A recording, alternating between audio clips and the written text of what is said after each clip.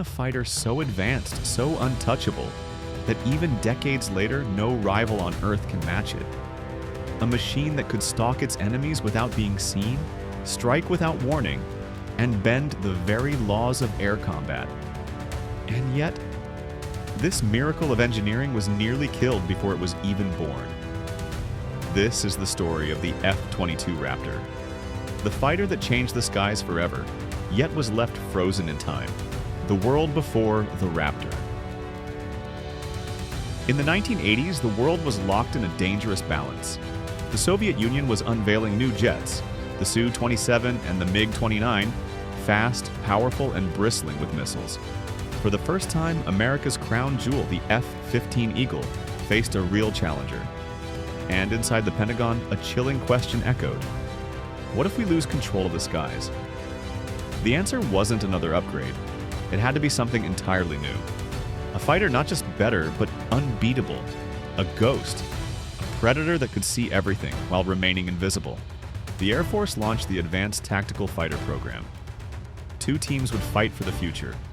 Lockheed Martin with Boeing and Northrop with McDonnell Douglas. Billions were at stake. Careers hung in the balance. This wasn't just a contract. It was a gamble with the very idea of air superiority. One design would become a legend, the other would vanish into history. Northrop's YF-23 looked like it came from another planet. Sleek, futuristic, fast.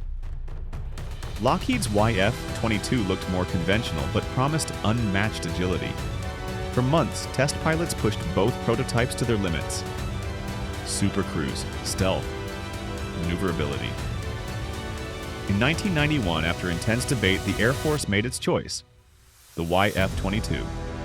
It wasn't just about looks, it was about trust, capability, and the belief that this fighter could dominate any sky. Birth of the Raptor. When the YF-22 roared into the air, it wasn't just flying, it was rewriting the rules. Supercruise without afterburners, check.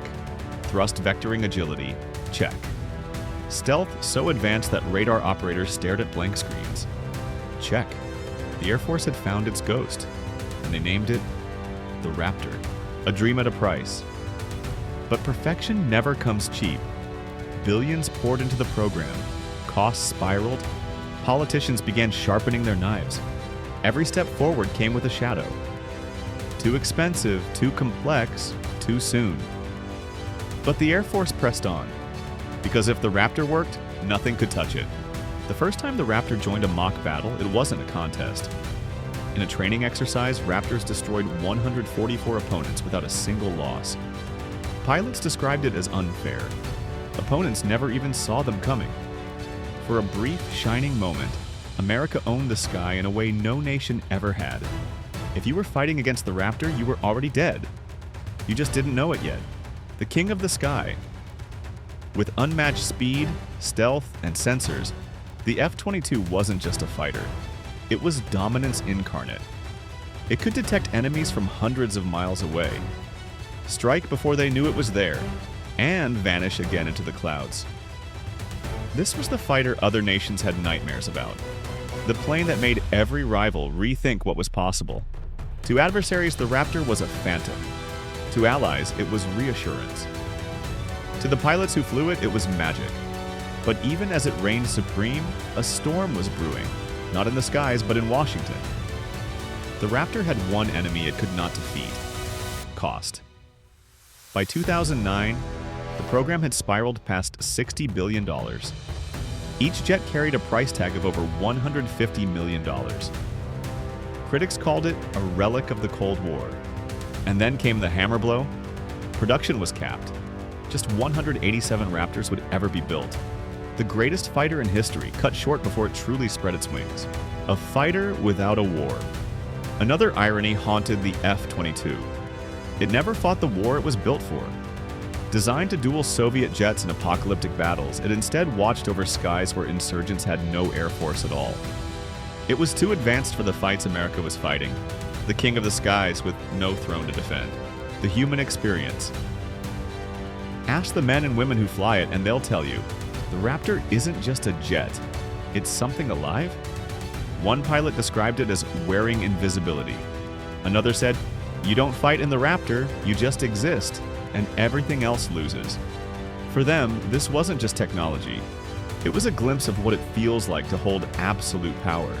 The living legend. Even in small numbers, the F-22 changed everything. Every air force in the world had to rethink its strategies. Rivals scrambled to catch up. China unveiled the J-20. Russia introduced the Su-57. And still, none have matched what the Raptor could do 20 years ago. The future beyond the Raptor. Today, America is already designing the next generation air dominance fighter, a successor meant to leap even further ahead. But the Raptor remains the ghost in the room. Every new jet is measured against it, and none have surpassed it. The truth? The F-22 may have been too good, too soon. A glimpse of a future the world wasn't ready for. The ghost in the sky. The F-22 Raptor is more than a fighter. It's a legend, a warning, a reminder that perfection comes at a cost. It will never be exported, never be built again. And yet, in every sky it touches, it carries the same message. The future arrived early, and for just a moment, it belonged to the Raptor.